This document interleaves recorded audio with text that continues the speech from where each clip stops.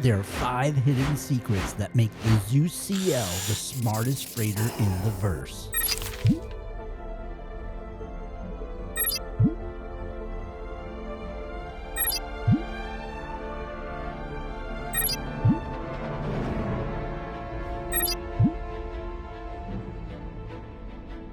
The Zeus Mk-II CL, a medium-class freighter from Roberts Space Industries. I've asked around, and folks say she lines up right beside the Freelancer MAX. Same role, same purpose. But looking at the prices, the Zeus runs a bit higher. Both ships move medium freight. Both top out around the same cargo capacity. And at first glance, the CL doesn't bring much new to the table. So here's the plan. I'm gonna tear her down, upgrade her, and put her to the test. I wanna know why she exists in the verse. Strip off that RSI showroom shine, get her dirty, and see what she's really made of. And by the end, we'll know the truth. Does the Zeus earn a place in my hangar or not?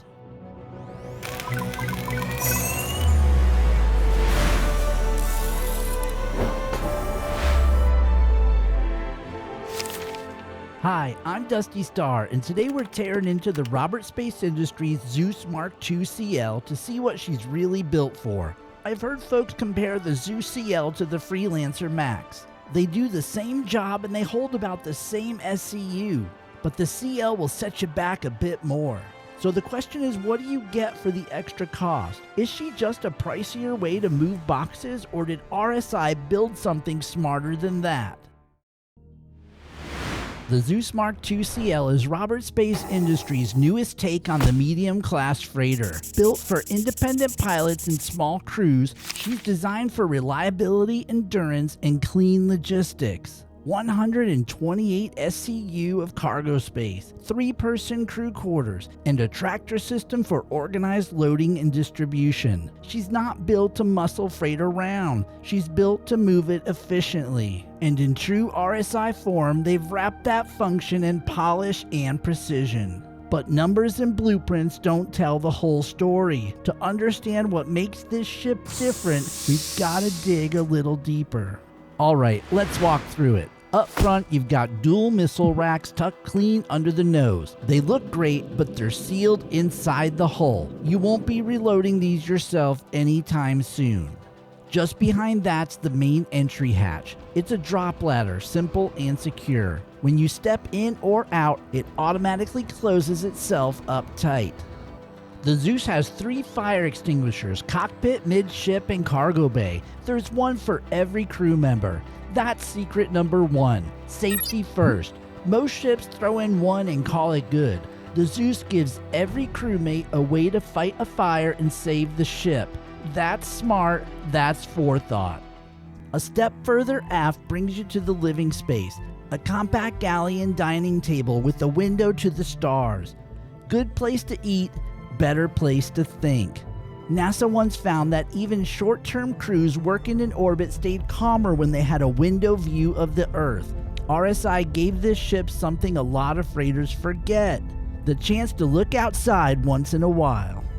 Across the hall, bunks for 3, a compact bathroom and 3 storage lockers. It's just enough for a crew to eat, rest, and keep running long contracts without going stir-crazy. And that's secret number 2, crew logic. RSI didn't design this section to impress. They built it so a small crew could actually live here, comfortably, for weeks at a time. After that, you've got the belly turret. Covers her underside in battle. We've got plans for that later, so stick around for the upgrade section. Around back, the main cargo ramp doubles as your secondary entry. It's tall, wide, and gives you a straight line from the bay to the deck. Perfect for small freight, field repairs, or quick component checks mid-haul.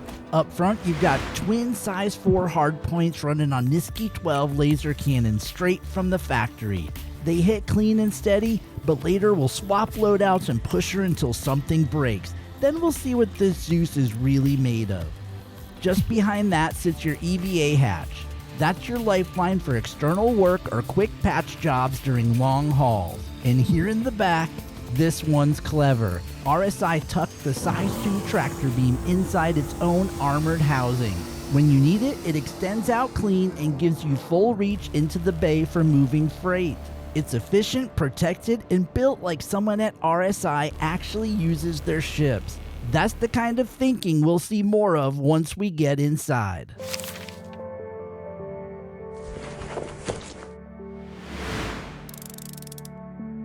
Check this out, the Zeus's shields. 3 of them spread across the ship. Then the power plants. Twin cores running in separate bays. Coolers on opposite sides to keep the flow steady. Every vital system spaced apart for survival. And that's secret number 3, built-in backup. Because the Zeus keeps flying even when half the ship is burning. Now, out of the box, she handles herself just fine. But once you start hauling heavy or taking fire, the limits of those stock components start to show. So we're going to swap a few parts, fine-tune the systems, and see what kind of difference it really makes. Because in a ship like this, the parts you choose decide whether or not you're landing back at port or waking up in a med bay. And when we ran the test, let's just say one upgrade didn't play nice under pressure. You'll see what happened.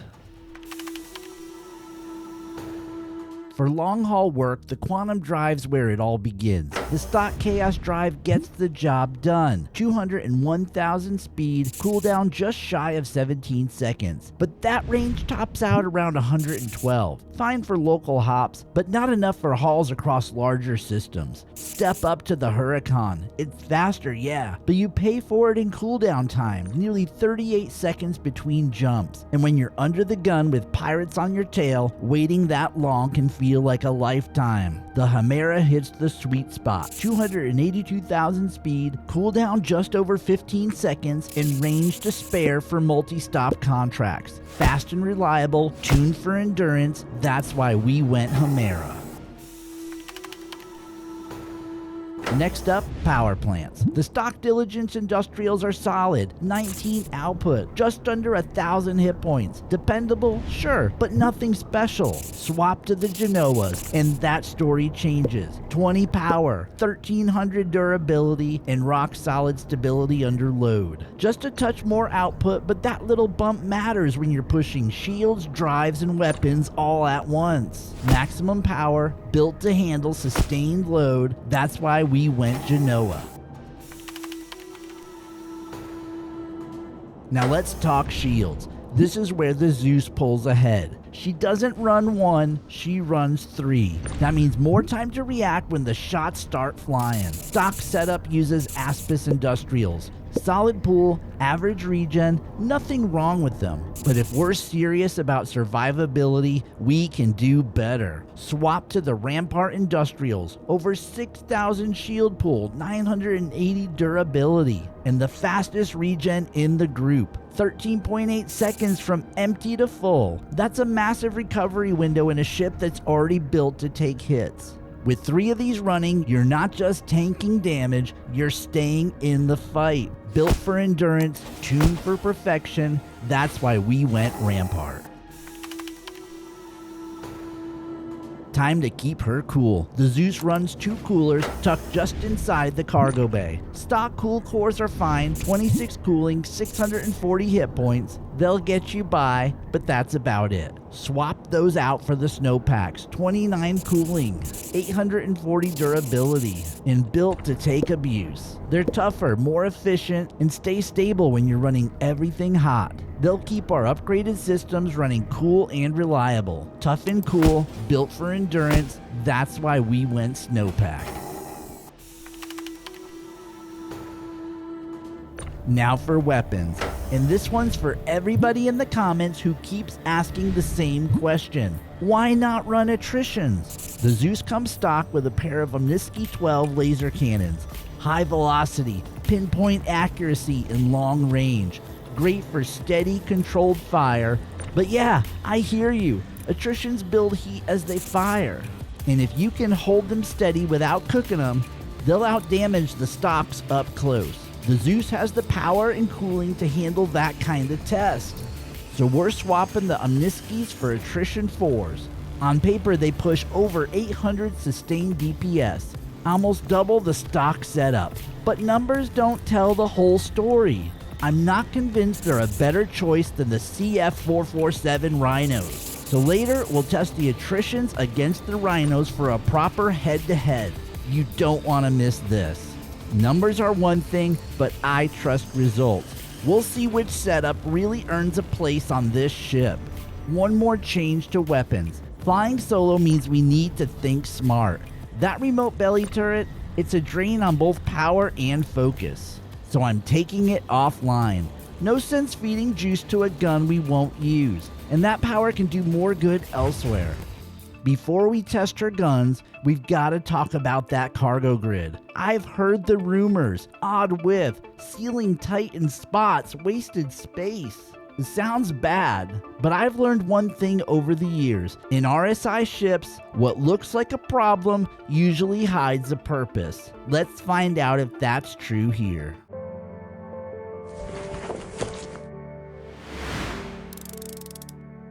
Alright, time to see what all the noise is about. I took 2 delivery contracts, pick up at Port Tressler, drop off at a Microtech Logistics depot.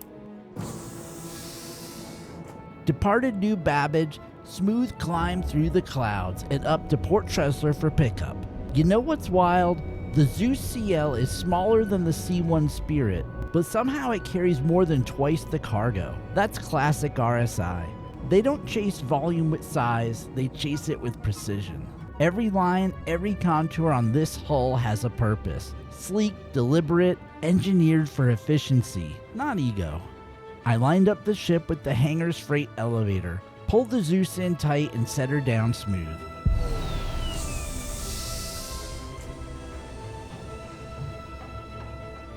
Called the cargo up the lift. Lots of size 4 and size 2 SCU containers.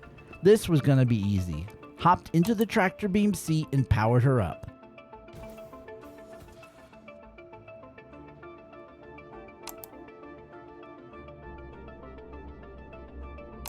RSI made this system precise, steady, responsive, and dead-on accurate. Let's load her up.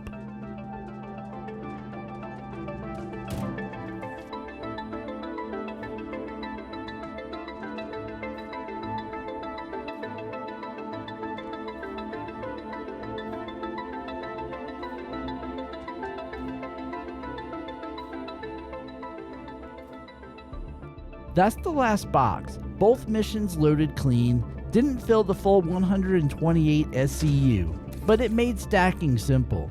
Locked down the base, sealed her up, and headed for the drop.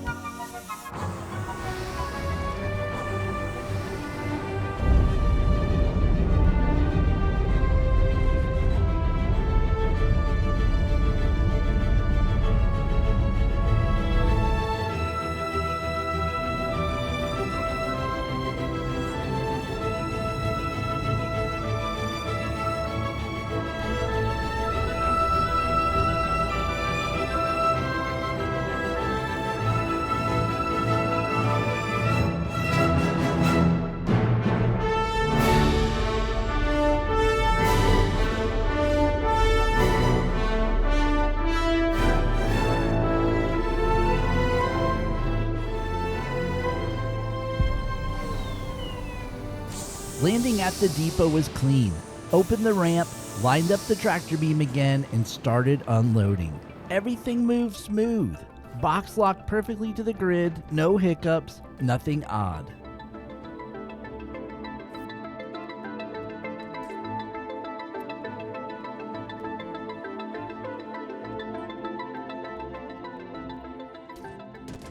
So honestly, I'm not sure what all the complaining online is about.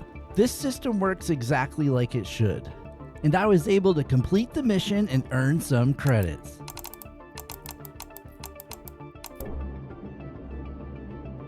Still, with all the talk about this cargo grid, I decided to push it further. I took a side trip to a Shubin mining site and started loading for real. Not contracts this time, just volume. Filled her up by hand, keeping the grid aligned. Left every component bay accessible, and made sure the rear ramp stayed clear. maxed her out at 116 SCU without blocking anything. Not the full 128, but close enough. And honestly, it tells a story. And that's secret number 4, smart stacking. The Zeus isn't meant for bulk freight. She's designed for organized logistics using smaller, modular loads. Now that she's hauled and loaded, it's time to see how she fights. We've got the attritions up front, Rhinos waiting in the wings, and a few surprises ahead in the combat test.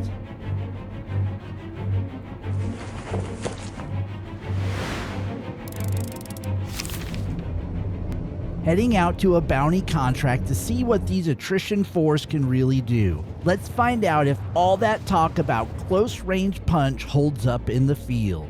First contact's a Mustang Beta. Small, fast, and twitchy. Perfect target to see how these repeaters handle. Attritions fire with a projectile speed of 1,000 meters a second and a fire rate of 350. Slower than the Rhinos I'll test later. Those push 1800 speed and 750 fire rate. Power's set, one cooler is off, and shields and weapons aren't full but balanced. You can see it here with that lower round speed. A few shots are lagging behind the pip.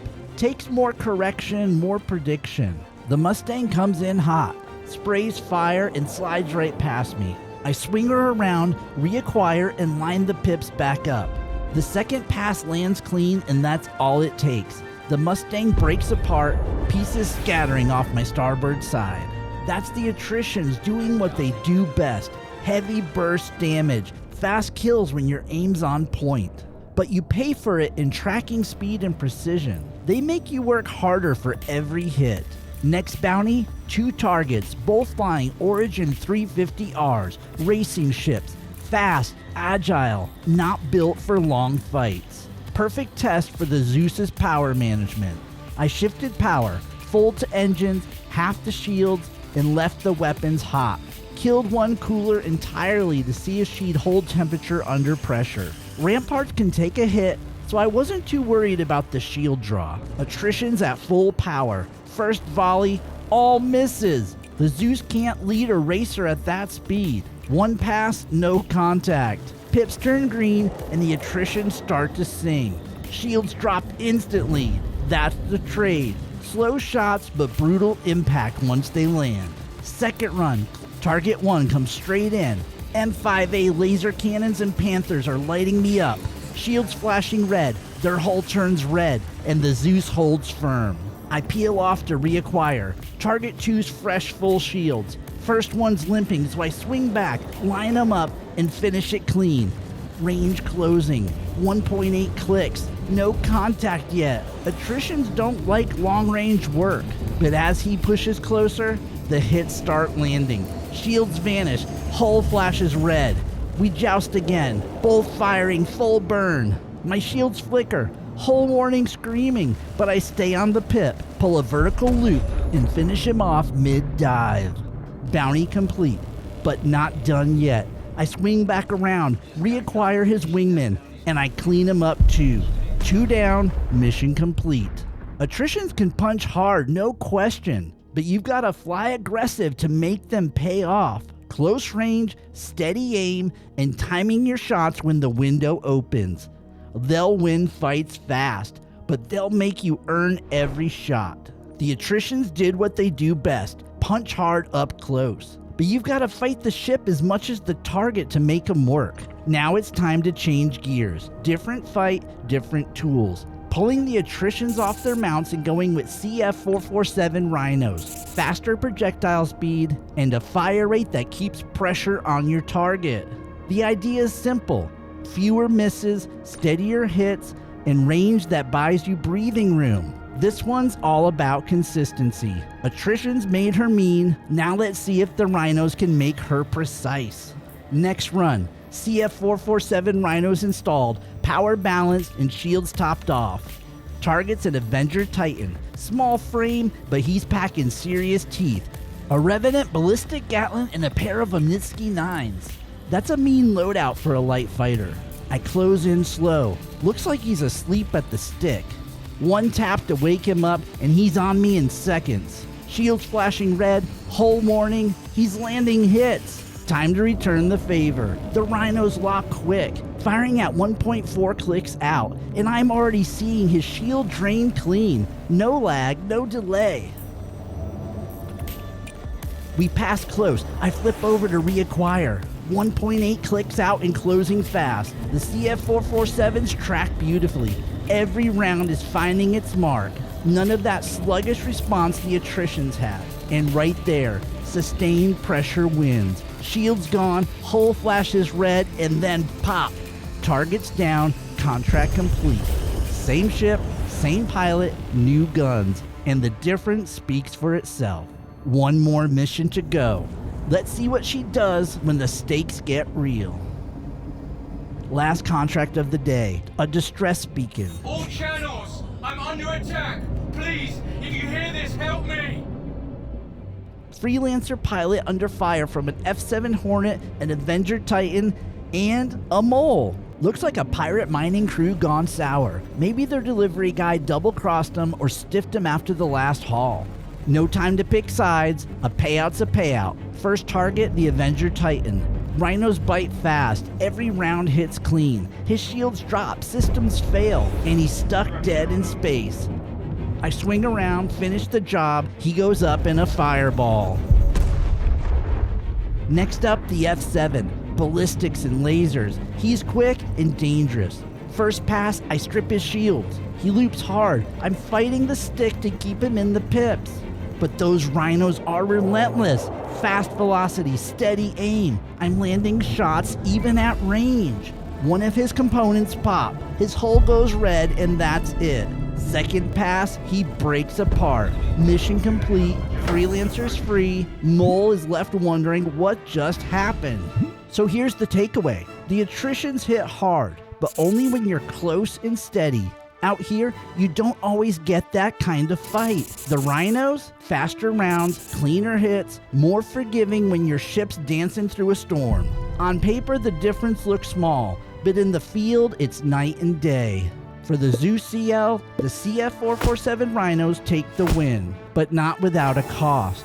My hull's lit up down the spine. Took more than I thought.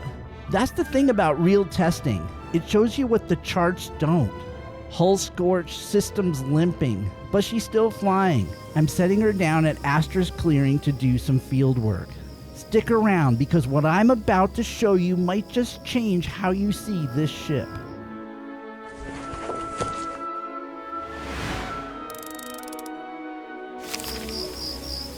Brought her down gentle at Astra's clearing. Hull's holding, but she's in rough shape. Red down the spine, scorched panels all over. First stop, the cargo bay. And here's something every hauler should keep ready. A Cambio SRT in the weapons rack.